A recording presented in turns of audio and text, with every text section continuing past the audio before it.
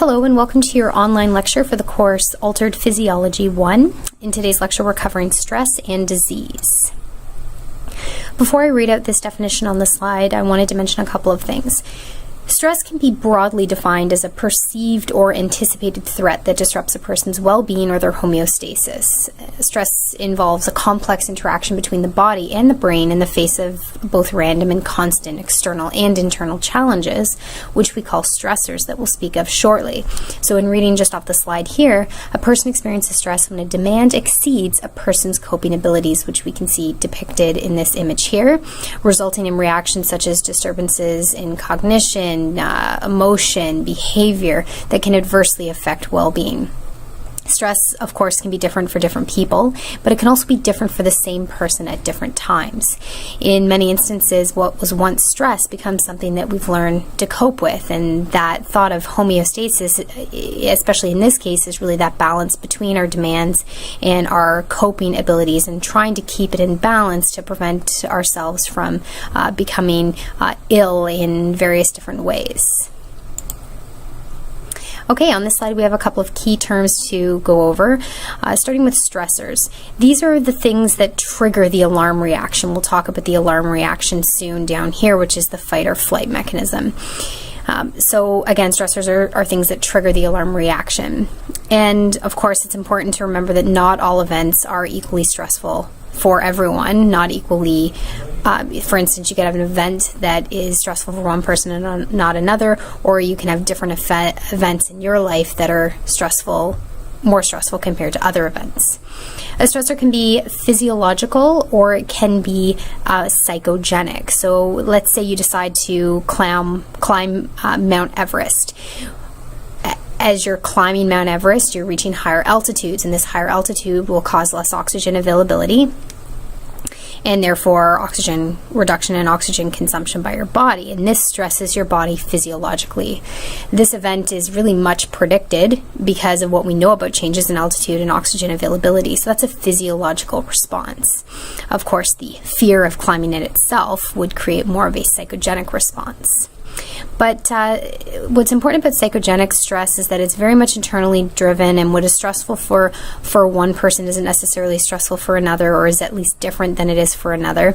So for example, if in terms of psychogenic stress, if you're traveling on the 401, maybe you aren't used to traveling on the 401, then you would be more stressed about this event compared to someone who possibly travels on the 401 every day.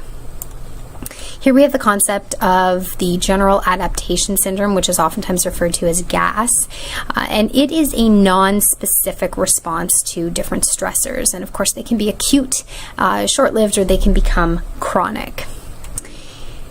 Now, the stages of GAS, there are 3 of them. First of all, we have the alarm stage, also known as the fight or flight stage, and this is where your sympathetic nervous system really kicks into gear and you get that rush of adrenaline, or also known as epinephrine, that causes such things as increase in your breathing rate, increase in blood pressure, increase in heart rate, that sort of thing. And we also have resistance or adaptation. These are where we get into adaptation is referring to coping. So do you resist the stress or do you adapt to it and cope? If there's resistance, it can oftentimes lead to exhaustion, and this is at the point, we'll talk about this later, but where your body gives way to the stressors and can render you ill, which then can lead to such chronic conditions that we'll speak of later, and in the worst case scenarios with severe stress, it can lead to death. So here we have the GAS model, or the general adaptation syndrome, and the sequence of events that occurs. First of all, we have the stressor or the trigger. This, of course, is different among different people and among different events. Then we experience stress induction, or induction of stress, and this is really where your stress response begins. The disturbance requires a particular response. We then reach the alarm stage, and this is where your body is preparing for that. It's getting ready for that fight or flight response, and you get this kicks in immediately. And then, as we'll learn about shortly, when stress is prolonged, we can end up with an endocrine response, and this involves the release of different hormones, which again we'll elaborate on shortly. And then, and just so you're aware, this endocrine response, as you'll see shortly, takes longer, whereas this fight or flight is immediate. And then during the next stage, you'll experience either resistance or adaptation to the stressor. Again, adaptation is that form of coping where you sort of learn to work with the new normal. It is what it is. For instance, if you have your first baby, you can't change that. It is certainly a huge new stressor on you, and so hopefully you learn to adapt to it and it becomes your new normal. And then resistance is just that. It's resistance to the stressful event. This here involves your fight or flight reaction or mechanism. And then depending on how you experience the stress, how you experience the stressor, you can either experience recovery or you can experience exhaustion.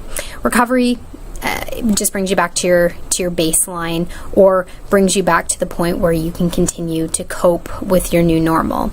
Exhaustion, however, is considered a pathogenic state where you can have different organs that have had to adapt or compensate for this continued stress. It can end up leading to an impaired immune response. It can lead to organ failure, and of course this is very dependent on the individual and the stressors they're undergoing and their current health status, because of course not all situations will lead to these instances or even death. On this slide, you have three different scenarios. First of all, we have the effect on stressors on healthy individuals. We can look at the effect on stressors on affected individuals, and we can look at the effect of having medical intervention for affected individuals. Really, affected individuals is referring to those people that have some sort of condition or symptoms that impacts their health. So in healthy individuals, I'll just move this over. A person has a stressful life event, for instance, and they're either going to experience ineffective or effective coping strategies. If they experience effective coping strategies, we may end up with a very transient effect from that stress, and they return to some sort of steady state, whether it's a new normal or their original baseline state. Or they can have ineffective coping strategies, which can put significant stress on the person, create a significant stress response, which can lead to what we spoke about earlier, that resistance leading to potential exhaustion, which is that pathogenic state. Okay, let's move this back and let's look at the effect of stressors on affected individuals. So some of the potential effects in people who are symptomatic and are affected in some way, if they have effective coping strategies, then the stressful event that they have may have little or no effect on their original symptoms that they had before the stressful event. And then, of course, if they have ineffective coping strategies, it can cause exacerbations of their symptoms. So let's say somebody already has a disease, then they experience a stressful life event. So somebody has a disease and then they lose a family member to sudden death. That's their stressful life event. If they deal with it effectively, then it may not change their original condition, but if they deal with it ineffectively, it could cause exacerbation or worsening of their illness. So it really comes down to how they're able to cope. And lastly, on the far right here, we'll talk about the effects of medical intervention for people who are affected or, say, symptomatic before having a stressor. So in these, if these people they have these symptoms of some sort of condition, okay, then they're diagnosed with some sort of condition, and then they're treated. If they think that the treatment, or if they perceive the treatment is going to make things worse, if they have some sort of negative association with the treatment, that can actually lead to stimulation of further symptoms and actually make them worse off than they were. Or if they believe that maybe they're impartial, or they believe that the treatment will help, then it can have a negative effect on the symptoms of their condition. So it's just showing you that if you perceive treatment as a stressor, it can worsen your original symptoms. So just to summarize this concept, it's really outlining the dynamic clinical setting in which the diagnosis of a serious illness and the subsequent medical intervention can be perceived as a stressful challenge, and then if it is, it can have potentially detrimental influence on the physical outcome.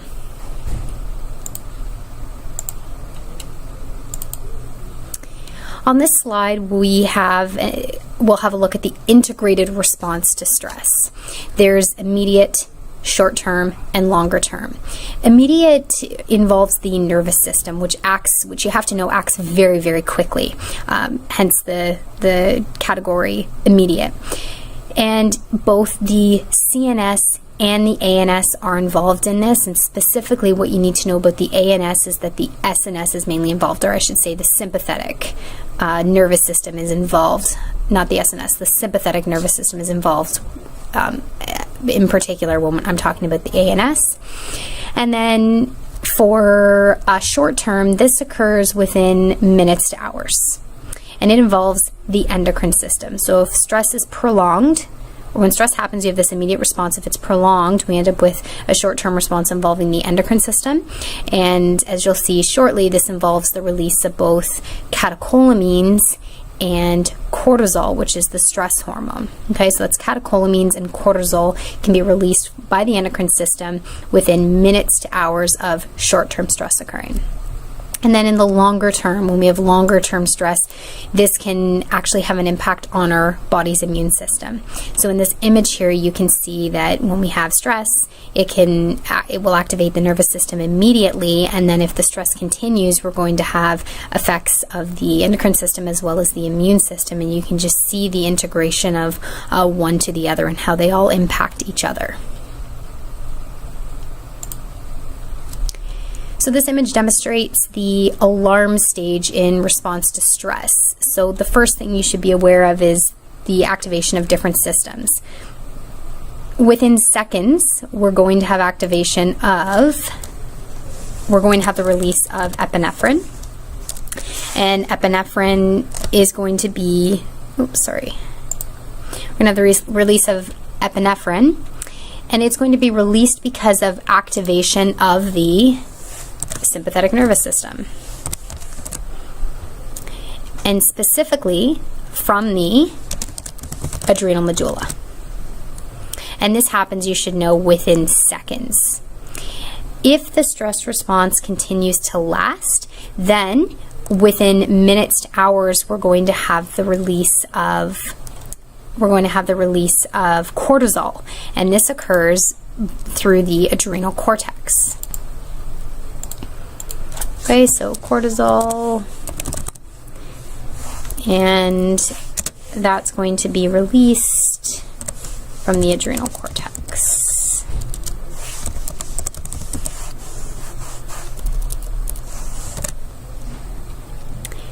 So as you can see, looking at this diagram here, the effects of this the presence of epinephrine, which is also referred to as adrenaline, is we're going to get an increase in heart rate, we'll get an increase in our breathing rate, and we'll get an increase in blood glucose or blood sugar levels. And this is that effect that happens immediately. So you can see the stimulation here of the medulla. And of course, the adrenal gland is located on top of the kidney. And then within minutes to hours, we'll have stimulation of the adrenal cortex, which will cause the liver to release, so cortisol is the hormone involved here, this will cause the liver to release glucose levels from its stored glycogen. And it's the combination of these events, especially when we've been exposed to stress for more than just a couple of seconds, that will allow for a continued fight or flight response to occur via the sympathetic nervous system. So I know this image looks a little bit scary at first glance, but I'll indicate to you what you have to be aware of. On this image, I want you to focus right now on the sympathetic nervous system and its release of norepinephrine and epinephrine. And then there are a few main effects from these hormones that I want you to be aware of. So when a stressor is present, it's going to activate the sympathetic nervous system, which will cause the release of norepinephrine as well as epinephrine. With norepinephrine, you can see an increase in blood pressure, an increase in pupil dilation, and an increase in sweat gland action. You can also see an increase in the presence of goosebumps, and which we call piloerection, and also an increase in arterial smooth muscle contraction. With epinephrine, you will observe bronchodilation, and increased lipolysis, which I'll talk to you about later, as well as increased cardiac output. In addition, in terms of the liver's contribution, we will see a decrease in glycogen synthesis as well as an increase in gluconeolysis. And what this ultimately does here is increase blood glucose levels so that there's more glucose available to the tissues that are in need during this response. And as I already told you, this is immediate, and you need to be aware of that because it kicks in within seconds of our experience with the stressor. This here is just a sort of a brief summary of what I just spoke about on the previous slide, but when we experience a stressor, there's going to be reduced blood flow to visceral organs. That blood flow is going to be reduced in certain organs, or non-essential organs, and shunted to important organs such as our heart, our lung, and skeletal muscle. We'll also see, because of that, we'll see an increase in blood flow to the muscles. We'll also see it to the heart as well as the lungs. In terms of cardiovascular, we're going to see an increase in increase in cardiac output, an increase in blood pressure, an increase in heart rate, and this is designed to rapidly deliver blood to the important areas of the body that are in need at this time. In terms of breathing rate, our breathing will become more rapid, it'll become more deep. The purpose of that is to increase oxygen into the body, but also to get rid of increased carbon dioxide that is now being formed as a waste product. Our skin will appear cold and sweaty. We'll have goosebumps, which I spoke to you about in this slide here. That's the piloerection. And our pupils will dilate, and the reason that our pupils dilate is so that we can take in more visual stimuli of what's going on in the environment around us under this circumstance. And then of course blood glucose levels will continue to increase, which we call glycemia, in order to feed the muscles in the body, for example. So we get hyperglycemia, not just the presence of glucose in our blood, but larger amounts of glucose in our blood. So looking at now the intermediate response to stress, so this occurs within minutes to hours. This involves stimulation of the endocrine system via the hypothalamic or hypothalamus pituitary axis, sometimes called HPA. So that begins in this area here and continues down through here. So what we'll see first is that stimulation of this axis is going to cause the release of corticotrophin releasing hormone from the hypothalamus, which is then going to cause the release of, when it stimulates the anterior pituitary, the release of ACTH, or adrenocorticotrophic hormone. Adrenocorticotrophic hormone will then travel to, in the systemic circulation, to the adrenal glands, specifically to the adrenal cortex, and this will cause the release of cortisol from the adrenal cortex. And then, as we know, cortisol is going to then have various metabolic effects. So this increase in release of cortisol within right here within the body, you should be aware that it can have negative effects as well. It can cause immunosuppression within the body, especially long term. It can make us more predisposed to infection, so an increased risk of infection, but also an increased antibody response throughout our body.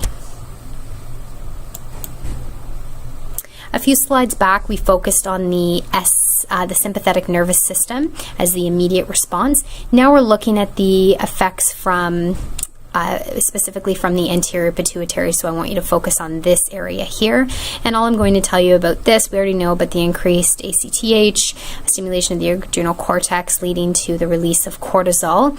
I want you to be aware of the increase in blood pressure and cardiac output that can come from cortisol. I also want you to be aware of the decrease in certain hormones. And at the end, you can see here some of the impacts that cortisol can have on our immune system. Cortisol can have an anti-inflammatory effect or pro-inflammatory effect, and it can also impact our immunity in terms of causing immunosuppression, but it can also cause an increase in our humoral immunity, and that involves the antibodies, as I spoke to you about just earlier. And this slide here is a summary of a couple of the slides, so let's go back to, it's a summary of this slide and this slide collectively, and you're focusing on the sympathetic sympathetic area here, as well as the anterior pituitary effect here, all resulting from the exposure to a stressor. And then on the last slide here, there are some examples of some of the longer term effects that stress can have on various systems within our body. Remember that the cardiovascular system is impacted quite quickly with increases in where we see increases in cardiovascular function almost immediately when we're exposed to a stress. Examples, just to refresh your memory, are a increase in blood pressure, increase in heart rate. And continued increase in these function can have long-term effects leading to coronary artery disease, arterial hypertension, stroke, and arrhythmias. In terms of coronary artery disease, I wanted to point out specifically that the cause of that, it could possibly be lipolysis. So if I go back to this slide here, I mentioned it briefly. Increased lipolysis, and this increased lipolysis it can cause the increase in the amount of free fatty acids in the blood, which can then be deposited in arteries as plaques, which can lead to atherosclerosis and then possibly coronary artery disease, so affecting the heart. With continued stimulation of the endocrine system, let's say we'll talk about first diabetes mellitus, because if you have increased levels of blood glucose because of continued stimulation of the endocrine system and that circulating cortisol, it can lead, this elevation in glucose within the blood or hyperglycemia can cause diabetes mellitus.